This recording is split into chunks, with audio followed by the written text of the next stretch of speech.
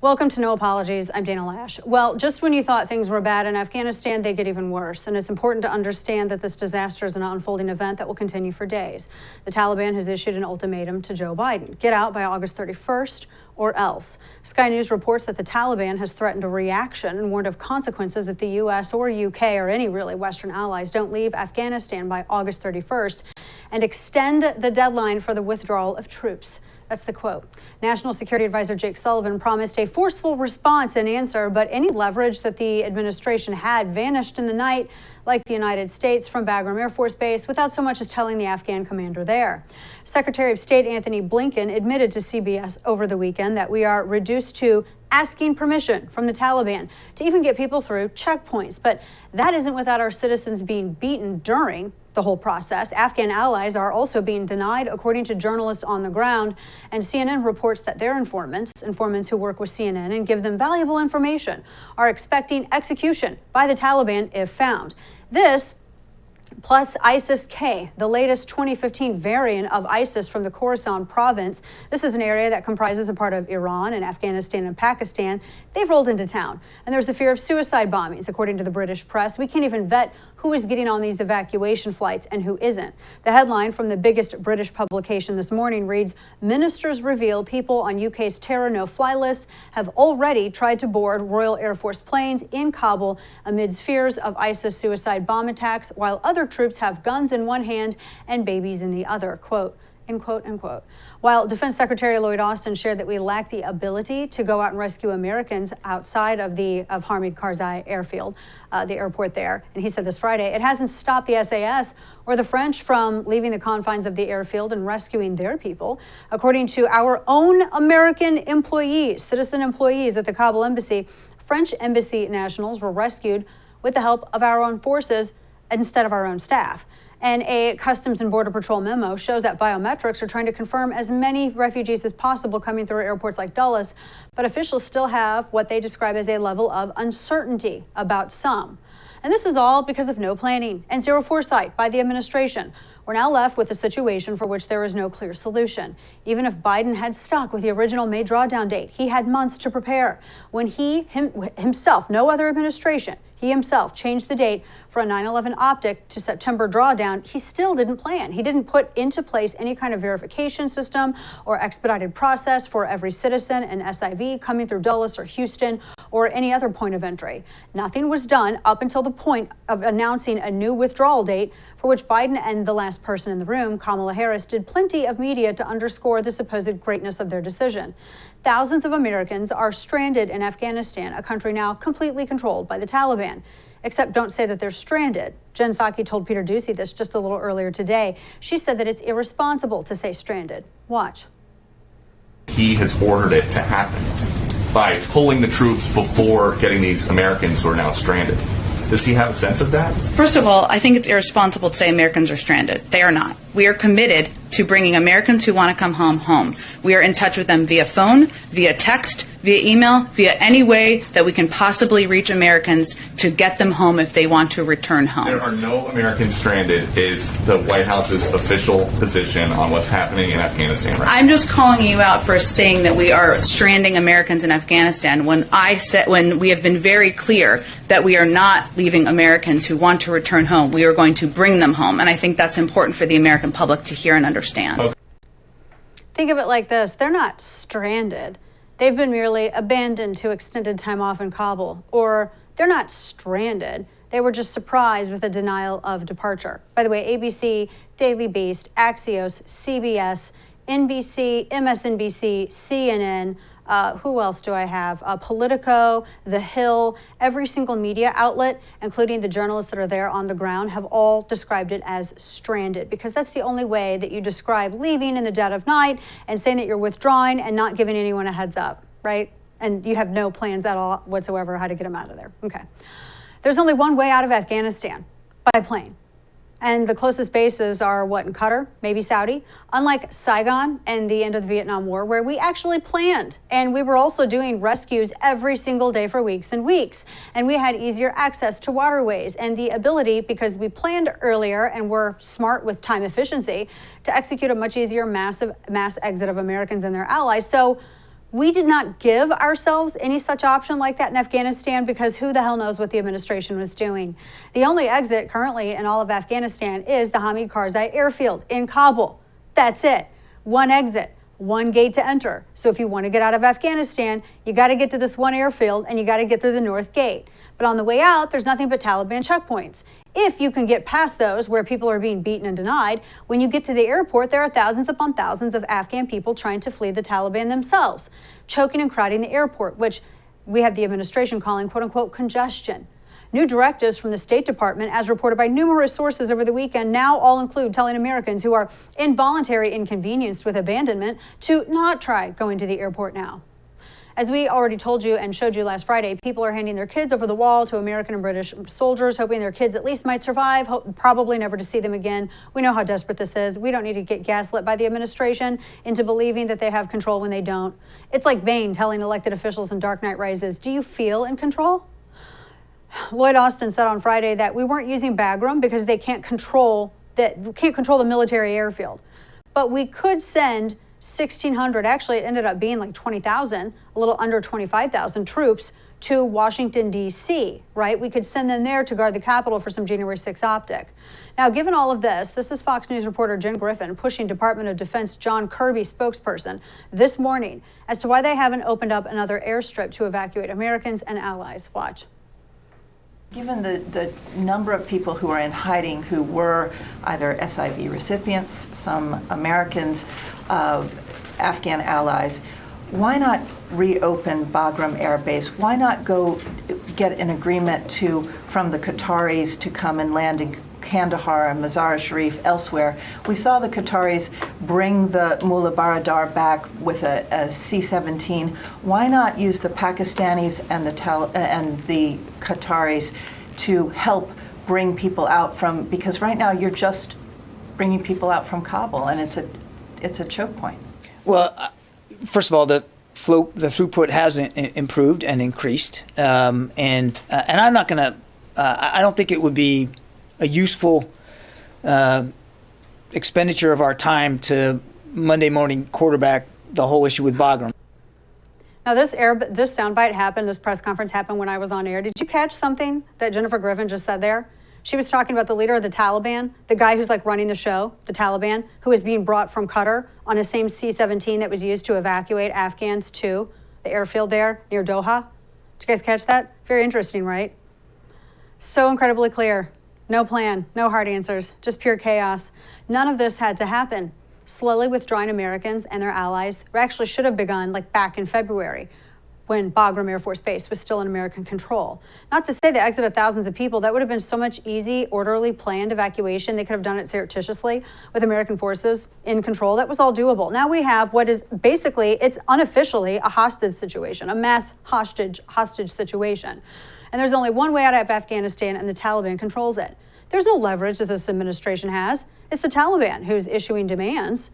So after 20 years of fighting in Afghanistan and thousands of American and Afghanistani soldiers dead, they could send over, like I said, over 20,000 soldiers to the Capitol for a January 6th narrative, but could not hold a military airfield. With the Taliban in control and this now an unofficial hostage situation, now we must send even more troops back. Remember, the drawdown was supposed to reduce the number of troops. Now we're sending now it's like 7,000 there. All into chaos to get as many Americans and allies out as possible, as quickly as possible, by a deadline that's determined by the Taliban. Where's the commanding presence of the U.S. military? I mean, this is the most powerful military in the world, and we appear to be totally cowering before the Taliban, having to negotiate with terrorists for the release of our people, the passage of our people, rather than just saying, we're the United States, we're going to stick our boot up your ass, get out of the way. Pretty easy, right? You can see these images here. The Taliban apparently just don't live in fear. They're mocking. Did you see, by the way, they're mocking us. Did you see this photo? They staged a photo. They're in our gear, in our uniforms, with our gear. They're mocking World War II, Iwo Jima, the flag raising there. Again, wearing American gear that they stole from us. It's a joke. It's actually, I mean, I don't know if it's Russia or CCP, somebody's doing this propaganda orchestration. But don't tell Biden, don't tell the administration that Americans are stranded. That's what they're worried about. So all of this is happening, but cut over to Joe Biden, who just wanted to stay at home in Delaware over the weekend. He was asked about his plummeting poll numbers and the fact that the American people have, and I'm being kind, greatly diminished faith. That's not the only thing greatly diminishing in his ability as president because of this disaster. His reaction? Check it. The new poll out today shows Americans wanted to withdraw from Afghanistan, but they disapprove of the way you've handled it. The poll also found that based in part on what's transpired in the last week, the majority of Americans, forgive me, I'm just the messenger, no longer consider you to be competent, focused, or effective in the job. I haven't seen that poll. It's out there from CBS this morning. What would you say? Forgive me, I'm the messenger. You know, when he smiles like that, he looks like one of the Titans from Attack on Titan. Some of you are going to know what that means, and you're going to be like, that is so right. So how does he laugh this off with a giggle? I mean, given everything that's happened, given how badly his administration has botched this exit, how can he sit here and chuckle about the idea that people have no faith in him? His reaction is entirely disconnected from reality. So I've declined to participate in the keyboard and mic medical diagnoses, but this is not a coherent response from a well-functioning cognitive leader. Here is his prompter read, very wooden, letting us all know that contrary to everything that the Pentagon and State Department has said either publicly or in memo made public, chaos during the withdrawal, he says, was unavoidable. Watch.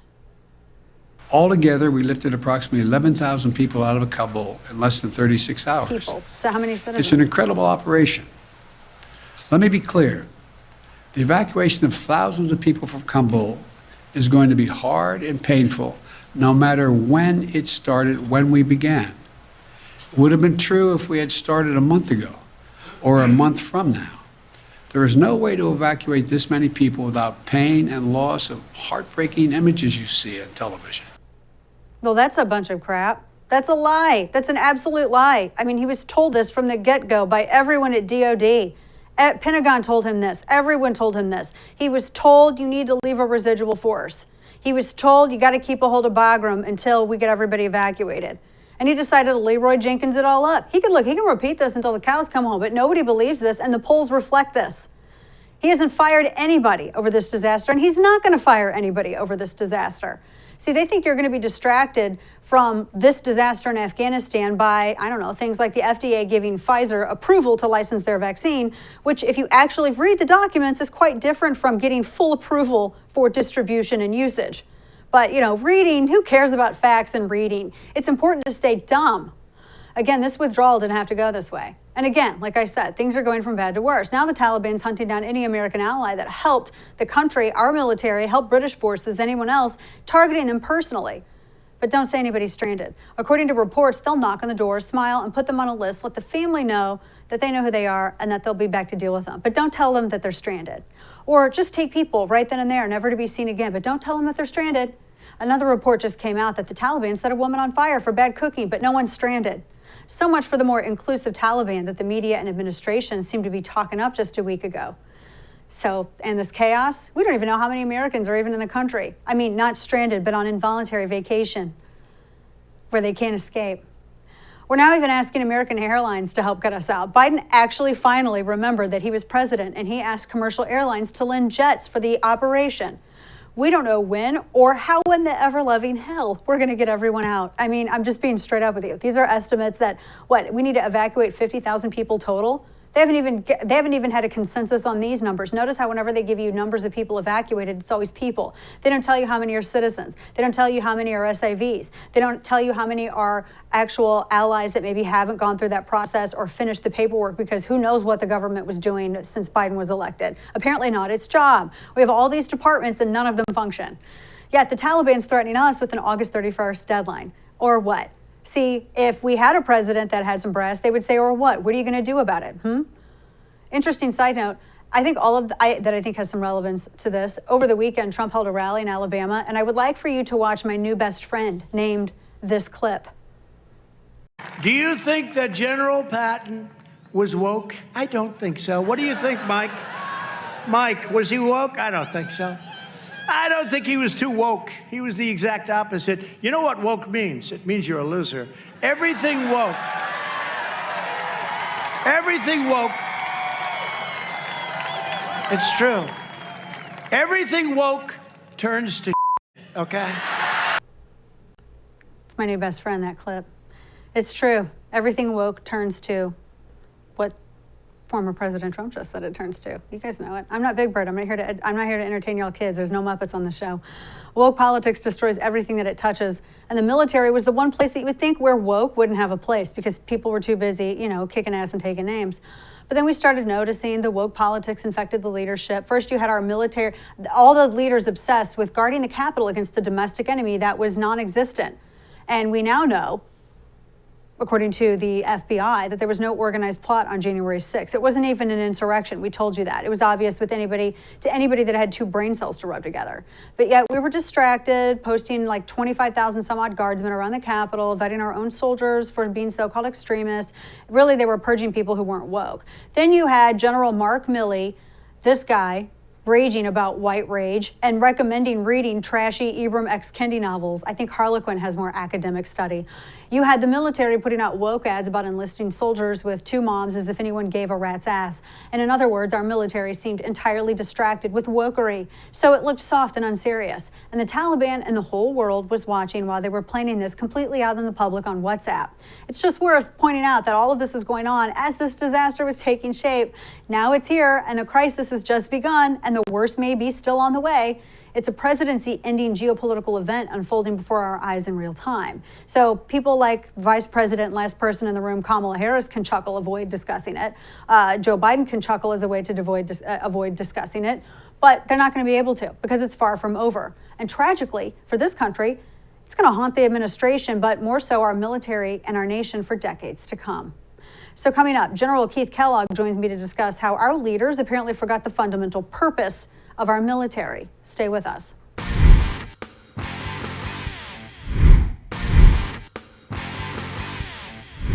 Have our leaders forgotten what the military, the purpose of our military, what it's all about?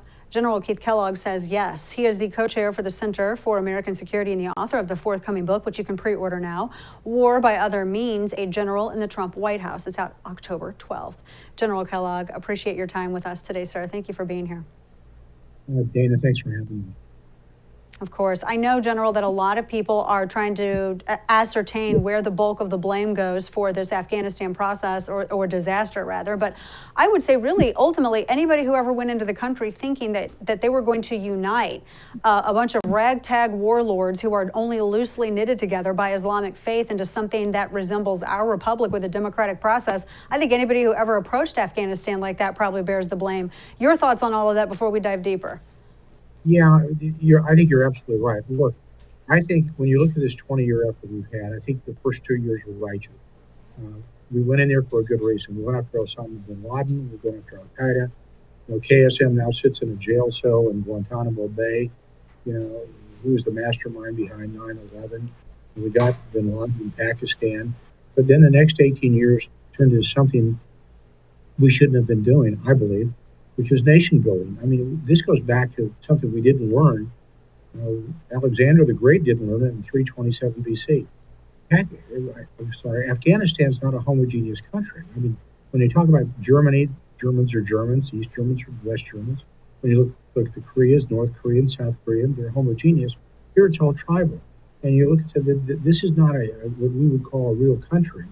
And we went in there trying to make it to look like the United States of America. We were trying to make these Afghans Jeffersonian Democrats, and it never works.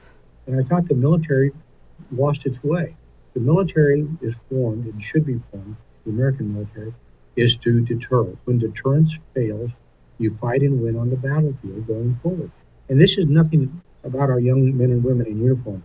They are great, and they have served incredibly well. And we should never discount the services that they performed in Afghanistan. And my question is, at the senior leadership level, I think that's where they were failed, and then it became habit. Everybody kind of built on previous general before this general before this general, and we just had to stay there. And it was a huge mistake.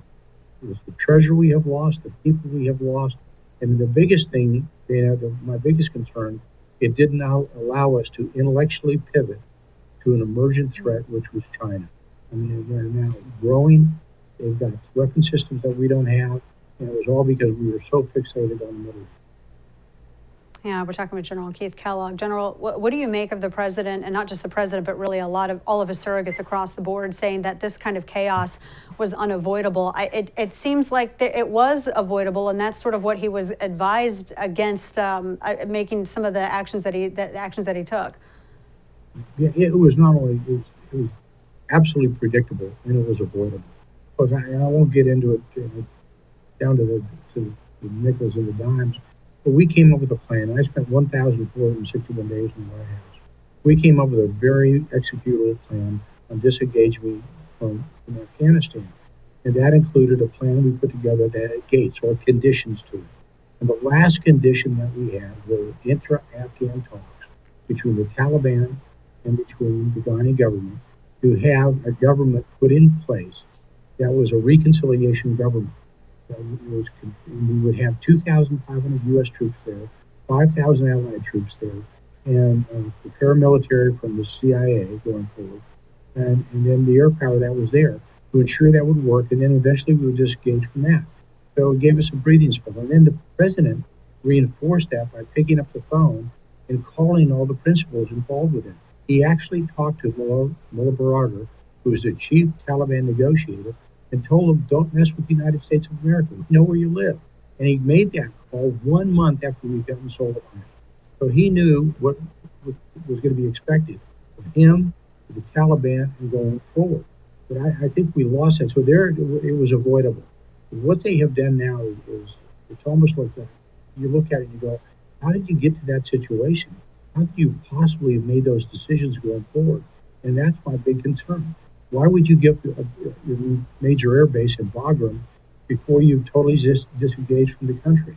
Why didn't you get your citizens out before you did that? And then when it started to fail, why didn't you stop the process and say, reconsider what's happening? We need to step back and reconsider what we're doing, solidify the situation, and then continue the process as needed going forward. Yeah. So, General, what is the way out of this? Because I know the Taliban has said there's an August 31st deadline. I don't see that happening, but I don't see that Biden has much leverage here. Well, you know, there's a term in the military that when you're decisively engaged, you've lost your freedom of maneuver. We're kind of decisively engaged right now. And what he needs to do, he needs to realize what he's got in the situation on hand, which is not good. And then he has to say, okay, what am I going to do? And I don't know what his advisors are saying, but this is what I would advise if I was in the White House and I was still with President Trump.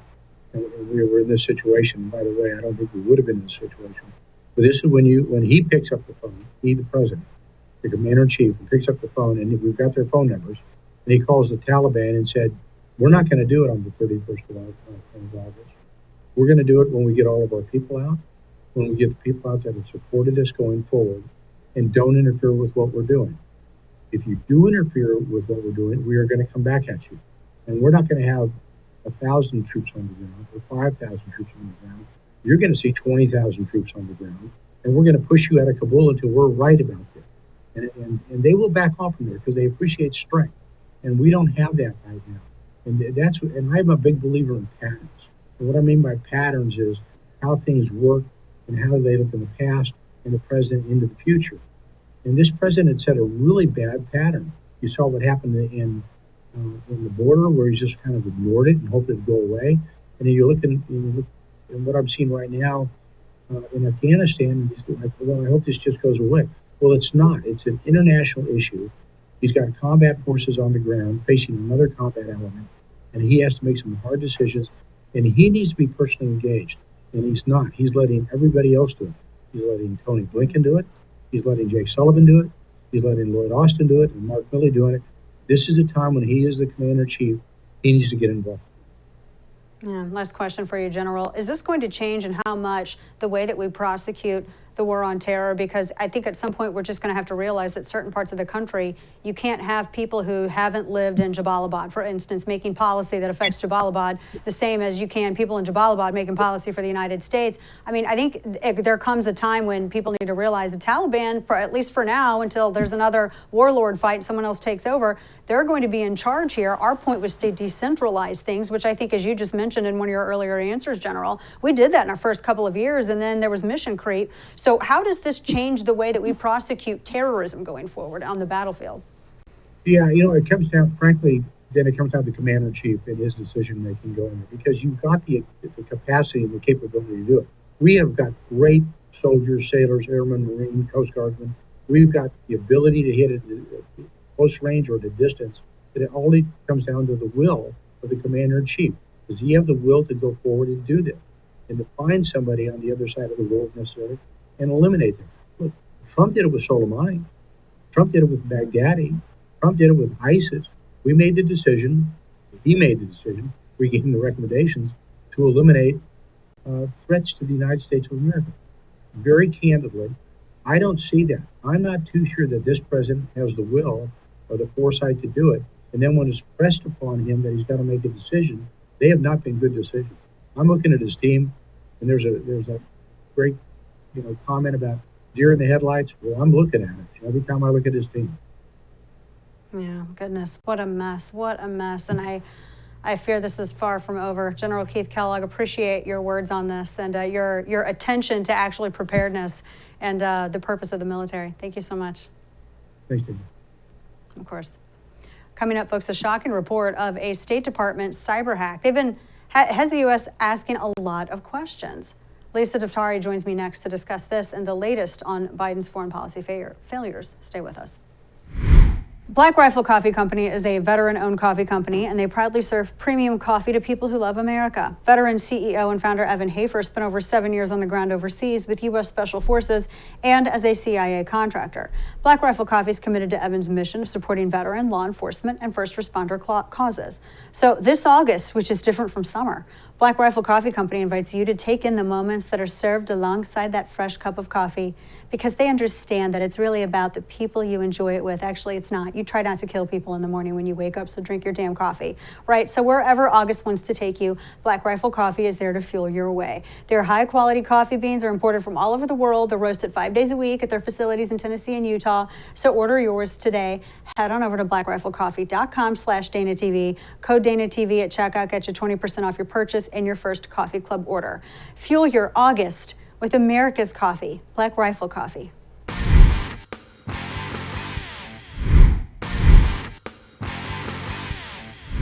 So, President Biden's foreign policy has already proved to be an absolute disaster. Over the weekend, it just got even worse because it was revealed that the U.S. State Department was recently hit by a cyber attack.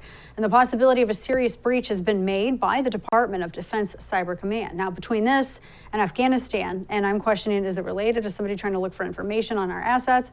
What are we looking at for the future of national security? Joining me now to discuss is Lisa Dafari, Editor-in-Chief of the Foreign Desk News. Lisa, good to see you. Appreciate your perspectives out there. Thanks for joining us today. My pleasure. Thanks for having me.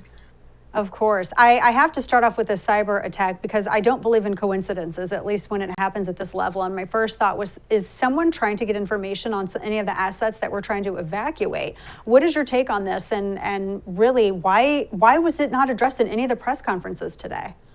Right. So to start backwards from your last question, well, why wasn't it addressed? The Biden administration's new stance, this wasn't the case before we withdrew from Afghanistan, but the new stance is we can't disclose any more than that.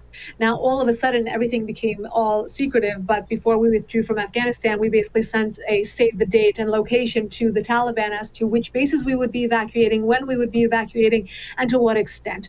So, and I 100% agree with you. There are no coincidences, particularly in foreign policy, or even if this breach is not directly related to what's going on in Afghanistan, it's not directly the Taliban or a linked group to the Taliban. It's not a coincidence that once the U.S. is perceived as weak, it emboldens our enemies. Just a few hours ago, the Iranian regime announced that they would be doing tests with Russia. Well, of course they are. Now everyone's chest thumping around us because we are down and we are looking more pathetic than ever. We were in Afghanistan for 20 years, and the administration is trying to conflate the decision to withdraw with how they withdrew. And that's an issue because, the failure here is in the way in which we withdrew, the way that it was done in a very, very irrational and without any plans and without any strategy to remove Americans. And as you know, we've been talking about this for over a week now. But I think this goes back to looking at our soft targets, looking at the fact that our enemies are always one step ahead of us. And that's never been the case in the United States, whether it's been cyber or on the military battlefield.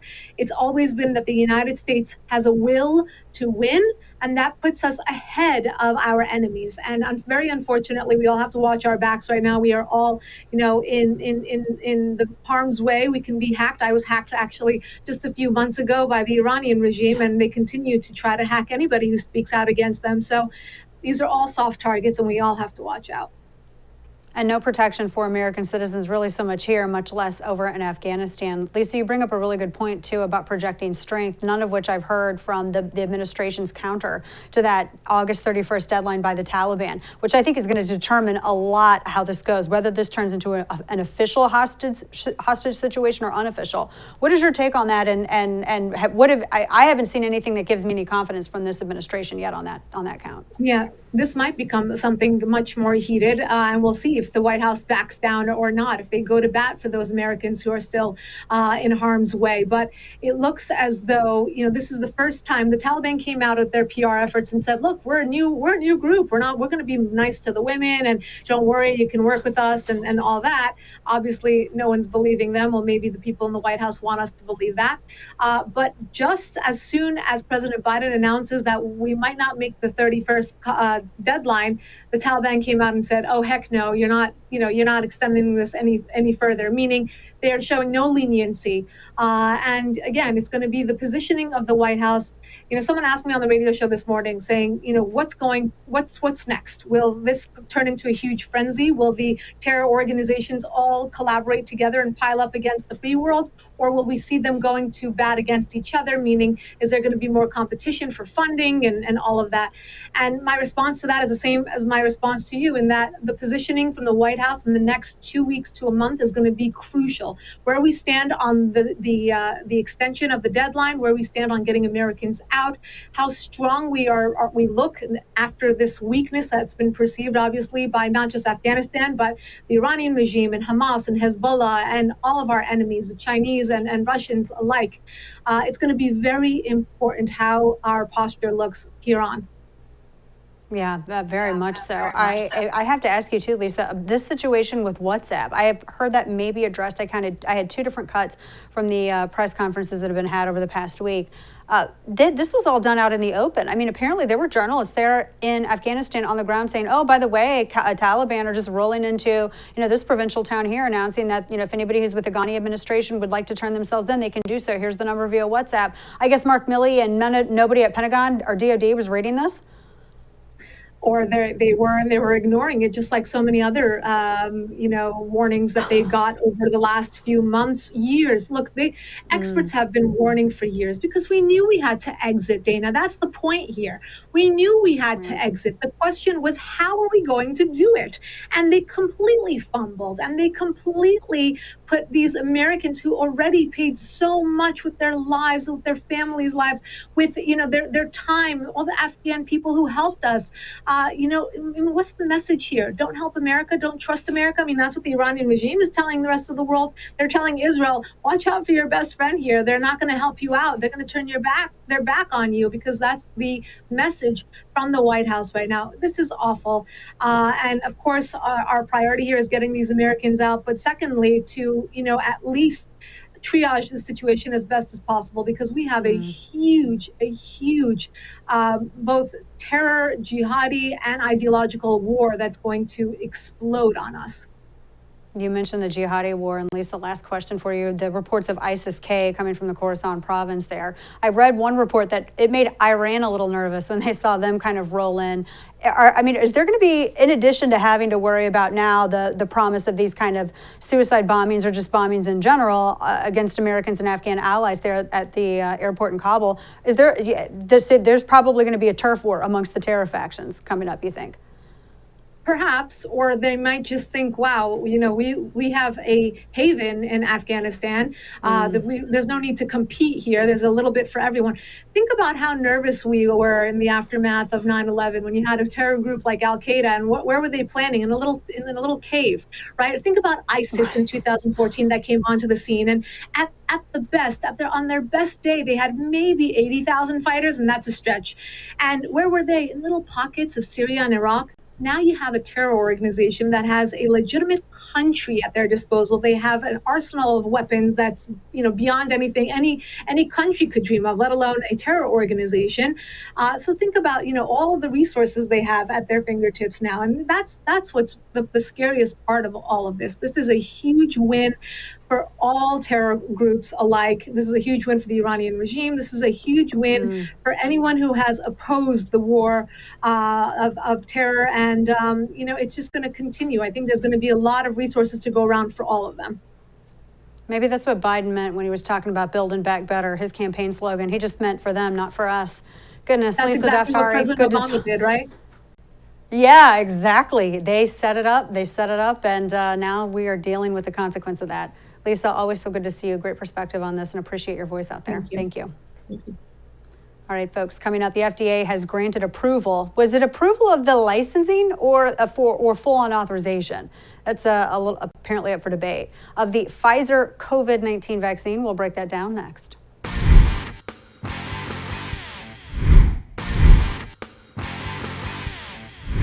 So the FDA has granted full approval of the Pfizer coronavirus vaccine for adults. Now, really quickly, let me put the little differentiation marker in between here because there's a lot of reporting on this. So the vaccine has been approved for adults. However, it's still only approved emergency authorized usage. So it only has the emergency usage authorization, or the EUA, for kids 12 to 15, for children, because they don't have the full results yet of, I guess, like testing. That, remember, you still have the third phase stuff. They can't really abridge that. And apparently the EUA is also extended for boosters and immunocompromised patients. Now, this is from like the actual Pfizer Inc. documentation itself that says this. So the full approval for adults, that comes a little bit earlier than expected, and that's what's been solidified. Albert Bourla, who is the Pfizer CEO, said this in a statement, quote, "Based on the longer-term follow-up data that we submitted, today's approval for those aged 16 and over affirms the efficacy and safety profile of our vaccine at a time when it is urgently needed," end quote. So remember, it's for adults, not for kids between 12 to 15. The EUA is still in effect. And it's also the EUA for the emergency usage authorization. That's still emergency usage only for boosters and immunocompromised. So those are, but the FDA did say that it approved the application for full confirmation or full approval for 12 to 15. So, but that hasn't been approved yet. It can be kind of in the weeds, but it's for adults. It's been approved for adults. Now, speaking of timing, it does come at a very interesting time because all this chaos that's erupting in Afghanistan with a botched withdrawal by the Biden administration. I mean, this is kind of a playbook. Nobody's really surprised by this. Nothing like a moved up FDA approval, right, to take the pressure off the administration. It did come earlier than anticipated. And better believe that's possible because, remember, many accused Pfizer of delaying news of its vaccine being available in the first place in order to hurt Trump back in the fall of 2020 when he was running for re-election. Like 2 days after the election, that's when they said they were going to do it. So this approval might be being fast-tracked to take some heat off of President Biden. I am now at this point wearing a tinfoil hat on all this stuff, so it's very likely. Of course, in addition to taking the focus off Afghanistan, the FDA approval also comes at a time when there's more pressure coming from the Biden administration and the CDC to get everyone vaccinated. So here today is Biden calling on companies to mandate the vaccine following this FDA news. Watch this. Today I'm calling on more companies, I should say, in the private sector to step up with vaccine requirements that'll reach millions more people. If you're a business leader, a nonprofit leader, a state or local leader who has been waiting for full FDA approval to require vaccinations, I call on you now to do that. Require it. Do what I did last month. Require your employees to get vaccinated or face strict requirements. So you have passport programs rolling out in New York and San Francisco. You now have a school in Culver City, California, demanding vaccination of all of its students. By the way, That is weird because I just said it's 12 to 15 is still emergency usage authorization. So it's not full approval for kids. It's only full approval for adults. It's not even full approval yet for boosters or those who are immunocompromised, although that is expected. No, the FDA only approved that the application for the full approval, that license was agreed to, and they're going to evaluate it further, but that's not official yet. So I have no idea why some of these schools are jumping the guns for kids when it's not full confirmation for kids. No, but the cries of vaccination are growing louder. It's becoming harder to sell the vaccine when it was still only authorized, remember, for emergency use. So now that's kind of the viewpoint, is that if they make it to where it's full approval, then maybe localities can mandate it. The U.S. Surgeon General, Dr. Vivek Murthy, even admitted as much. He said this on ABC's This Week Sunday, indicating that it might tip some fence sitters towards taking the shot because people really trust the government, whatever. But will this hurry up the FDA approval? Will it hurry or encourage more or less confidence in the vaccine? I mean, I think it's a fair question to ask for some people who actually don't know whether or not they trust their government, because missing from this fast-tracked approval are any long-term studies. And who cares about that? Staying stupid is freedom, right? Isn't that like one of Marxism's tenets? I'm just curious. And the FDA stamp is coming amidst reports of waning efficacy out of Israel. And we know now that the vaccine, it doesn't actually stop full-on transmission, but it does absolutely reduce your chances for the severity of the disease and symptom. But again, even that benefit, at least some studies say that it is waning, although some studies say that it reduces your chances, so it helps keep you out of the hospital. But 60% of the COVID wards in Israel, they're filled with vaccinated patients. And then there's the issue of the booster. That's apparently going to be needed. And that part of, no, it's not improved yet, because remember, it does not include that FDA approval for the booster shot, only the prior shots.